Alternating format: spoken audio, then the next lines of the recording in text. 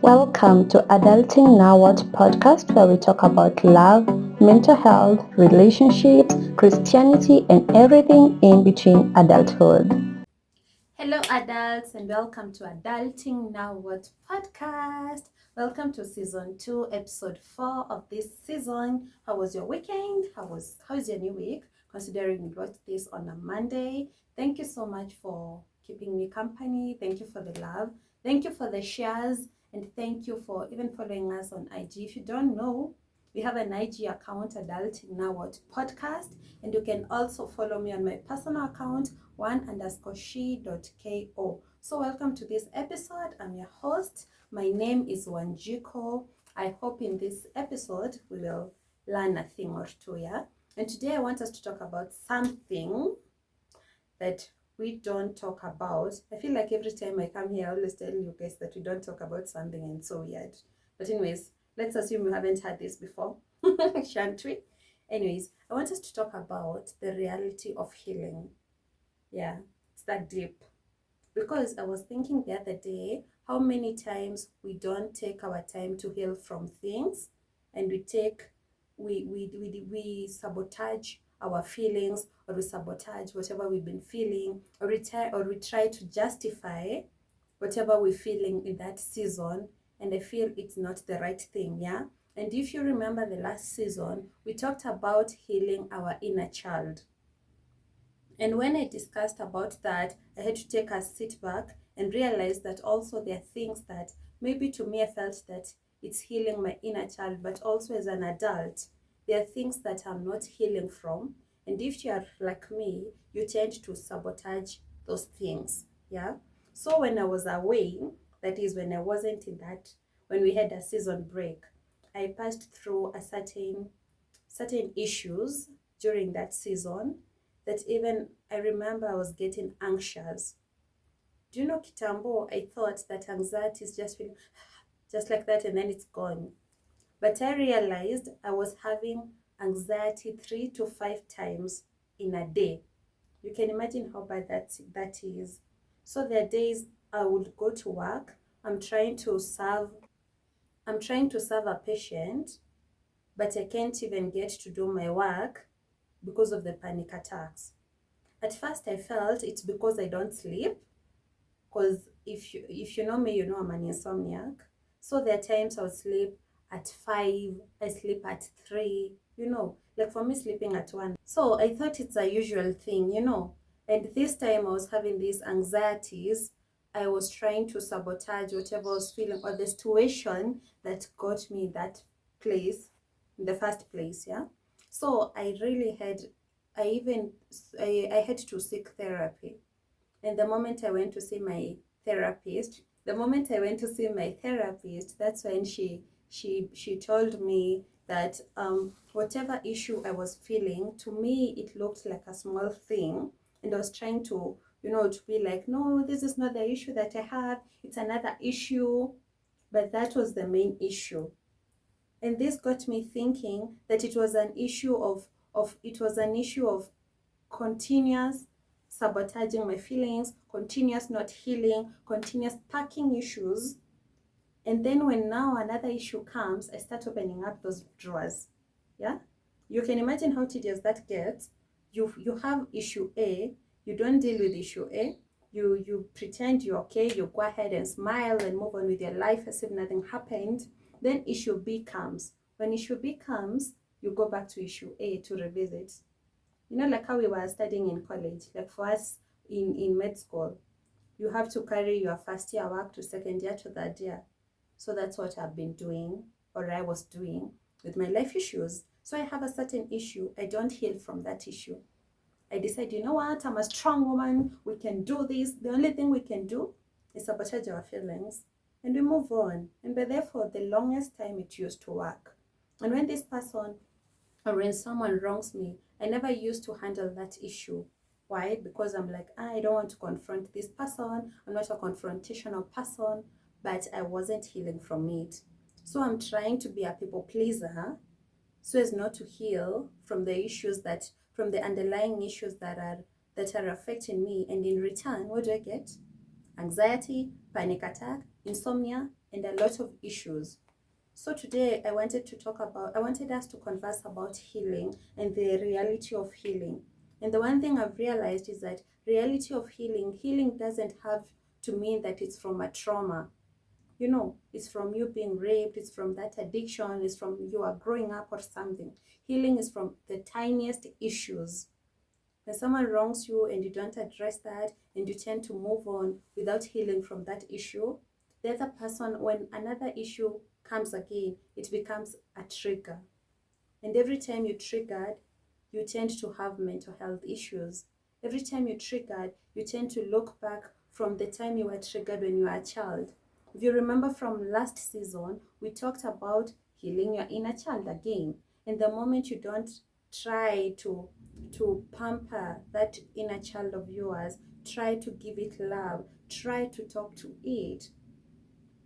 There was a time I was thinking that these people who have grown with a violent home, if you look at that pattern, you've grown up, your parents are fighting, you get married, or even in your dating era, you date toxic people, and for you, because you used to see your parents fight, you're like, ndoa ni kuvumilia, like you have to be in a relationship, you persevere a lot, because as a child you saw your parents persevering that. But the question is, until when? Until when will you let your heart not to heal from things? Until when will you let your traumas to affect you? Until when will you take this from generation to generation and we become a generation that's so pissed? A generation that can't even talk about issues. A generation that when we go to social media and laugh, we pretend we are okay. If I'm sick or if I'm draining from something, if I go to TikTok and do a video or two and I feel I'm okay, I'm like, you know what, that issue is gone. Yeah. And the other day I came across this video that was saying, stop calling me strong. Because in the image of people, or when I'm out there, I act like I'm strong. But nobody knows the issues that you're fighting. And why? Because the society doesn't want to see a weakly person. The society doesn't want to see you, you are so vulnerable. Nobody wants to see your vulnerable side. So what do? You pack your issues and you come to the world and show people you are this strong person.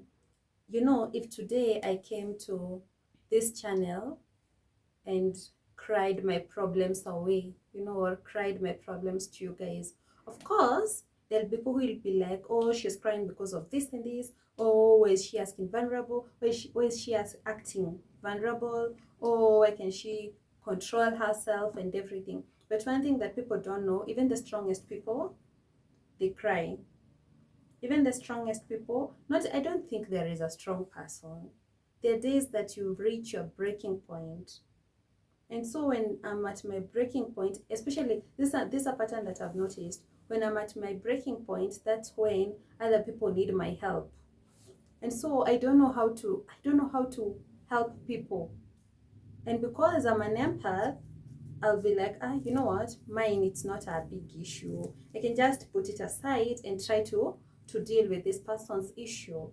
And the moment I decide to put that aside, trust you me, I'm not opening that drawer again.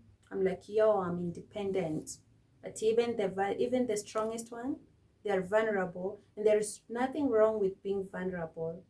In fact, in your vulnerability, that's when you get to see how you're dealing with your vulnerable times. It's when you get to know your triggers. It's when you get to know, like, you know what, this is how I want to handle this issue.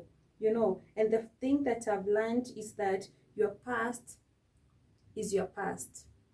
Your past doesn't have to interfere with your present. During your past times, whatever happened in your past, that was then. And the things that happened in our past, to be honest, they're things that have made us strong now. And the problem with us, we tend to look at our past, or rather we tend to look at the rear part of the mirror. You're not moving forward. Every time you're looking at the rear part of the mirror and you're like, oh, whatever happened there, it was my fault. Why did I do that? But God can't give you a life of abundance if you keep on looking at the rear of your mirror. God can't start blessing you or can't continue blessing you if you continue holding on things, you're still holding on that past trauma.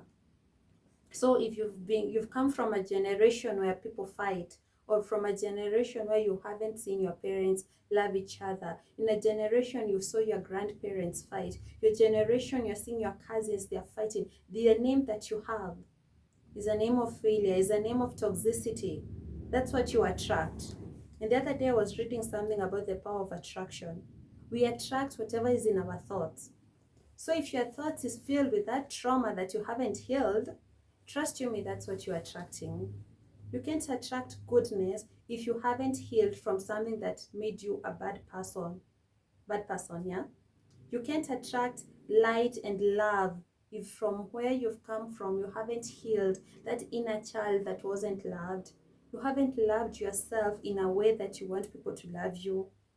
I always tell you guys, for you to experience a new kind of love, you have to give it to yourself, because now, how else will you know this is how I'm supposed to be loved? How else will you know this is the right thing? How else will you choose your rights from your wrong? It's only then if you decide to heal. The problem with us, we tend to, when we tend to fasten, or we tend to rush our healing. We want to heal in a particular way. Like, I want to wake up today and voila, I'm healed. I want to wake up today and it no longer hurts. But the truth is, it hurts until it reaches a point, the pain goes away, and a new growth, a new you begins. I was trying to relate this with a wound. We say that when you cut, the wound is open, and then the macrophages, right? They start, whatever the cells, they start accumulating to that part. The upper part is shed. That part that you were hurt, it's moved away. And wonder when you go for dressing, you see them washing that wound. So as when a newness comes in, it finds a clean place. Yeah?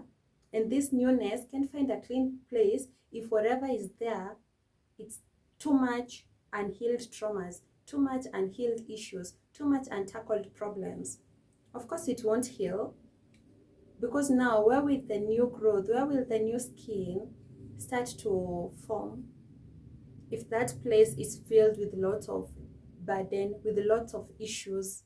So until we try to heal our issues step by step, systematically, it's the only way we will get to find a new us.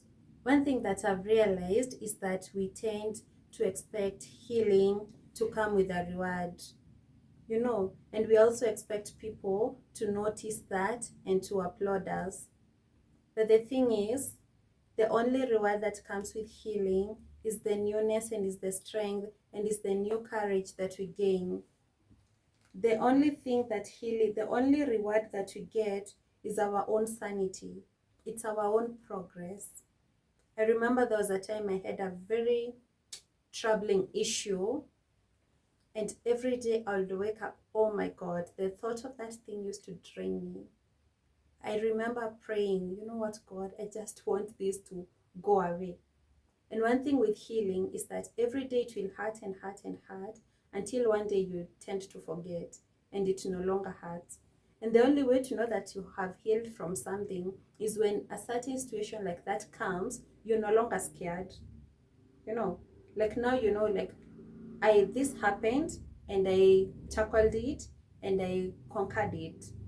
So even when this other thing comes, I know how to conquer it, like I've buckled up. Like, you know what, we're in for a ride, let's go. The moment you heal, you gain new sanity.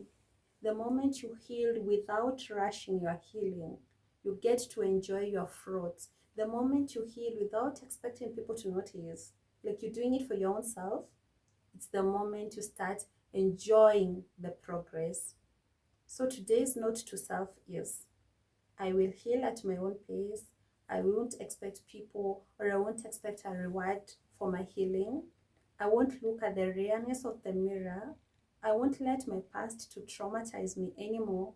I'll tackle my issues one by one, and I'll take this as a journey. Healing is not a destination.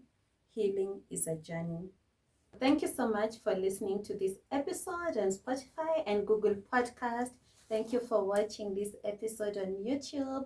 Thank you for subscribing. Don't forget to subscribe. And if it resonates with you, please share it with your family and friends. Don't forget to leave a review. Don't forget to follow us on our IG at Adulting Now What Podcast. You can also follow me at my personal account at one_she.ko.